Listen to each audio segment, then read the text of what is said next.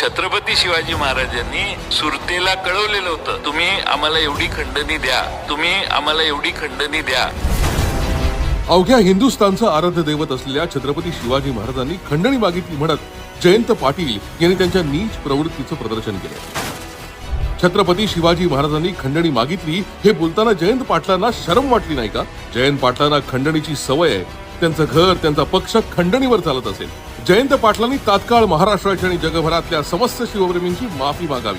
त्यांना आपलं वक्तव्य तात्काळ मागे घ्यावंच लागेल. शरद पवार गटाचे नेते सातत्यानं महाराजांबद्दल खालच्या भाषेत भाष्य करत आले. महाराजांना बदनाम करू पाहणारी ही अशी हलकट विचारधारा वेळीच रोखली पाहिजे.